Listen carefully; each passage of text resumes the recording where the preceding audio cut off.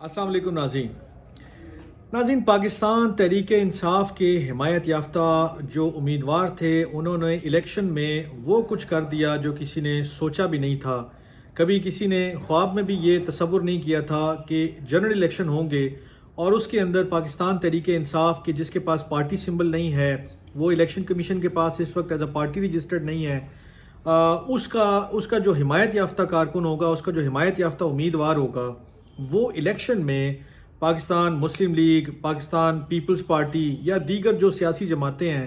उनके कैंडिडेट्स को हराएगा। ये बड़ा अनप्रेसिडेंटेड है पाकिस्तान की पॉलिटिकल हिस्ट्री में कि इस लेवल पे आके कि जहां उन्हें लेवल प्लेइंग फील्ड मैसर नहीं थी, जहां उनके पास पार्टी सिंबल नहीं था, जहां उनके पार्टी की लीडरशिप को उड़ा के रख दिया गया, उनके पास ना तो कैंपेन करने का कोई चांस था, ना ही उनके पास कोई ऐसी वो आप कह लें कि सहूलियात मैसर थी कि जिसमें वो खुल के इलेक्शन में जाते। लेकिन इसके बावजूद इमरान खान के हिमायत याफ्ता कैंडिडेट्स का इलेक्शन में जीतना बहुत सारी बातों को, बहुत सारे सवालात को और बहुत सारे ऐसे जो फिनोमिनन्स हैं हमारे इस माशरे के, उसके ऊपर काफ़ी सारे सवालों को भी जन्म देता है और काफ़ी सारे सवालों का जवाब भी देता है। मसलन इस इलेक्शन में जो पाकिस्तान तहरीक इंसाफ के उम्मीदवार जीते हैं, उनकी जीत से बहुत क्लियर मैसेज गया है कि जो यूथ है या जो पीटीआई का वोटर है वो अपनी लीडरशिप के साथ, खासकर जो इमरान खान साहब हैं उनके साथ कितना कमिटेड है। इसमें उनको सिंपैथी वोट भी मिला। सोचा यह गया था कि उनके खिलाफ जजमेंट्स आएंगी, उनको मोरली या फाइनेंशियली करप्ट साबित किया जाएगा तो उसका भी नुकसान होगा पाकिस्तान तहरीक इंसाफ को, लेकिन हुआ उसके बिल्कुल उल्ट है। एंटी इस्टेब्लिशमेंट जो वोट पड़ना था वो भी, उसका फ़ायदा भी पाकिस्तान तहरीक इंसाफ को हुआ। और ये जो सारी चीज़ें हैं, इसके होने से सिचुएशन ये बन गई है कि अब पाकिस्तान तहरीक इंसाफ के जो काफ़िले हैं वो अडयाला जेल की तरफ रवां दवा हैं।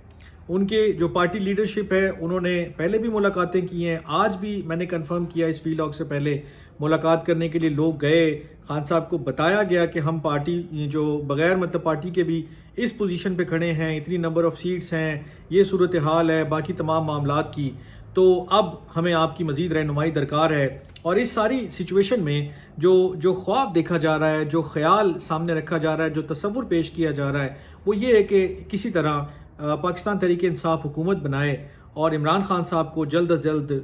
जो मुख्तलिफ केसेस का सामना है, एक तो उनसे खलासी दिलवाई जाए और उन्हें जेल से यानी अडयाला जेल से उनका जो सफ़र है वो वज़ीर आज़म हाउस की तरफ हो या पावर कॉरिडोर्स की तरफ हो। लेकिन ये सवाल, ये ख्याल बहुत अच्छे हैं, अभी ये एक बहुत लंबा सफ़र है कि जिसको तय करना बाकी है। इमरान खान के ऊपर उन्होंने जो इजहार मोहब्बत था जेल में बताया गया कि बड़ा खुशी से उन्होंने किया, सारी चीज़ें हुई, लेकिन इसके बावजूद बहुत सारे ऐसे सवाल, बहुत सारी ऐसी चीज़ें अभी भी बाकी हैं कि जिनका जवाब आना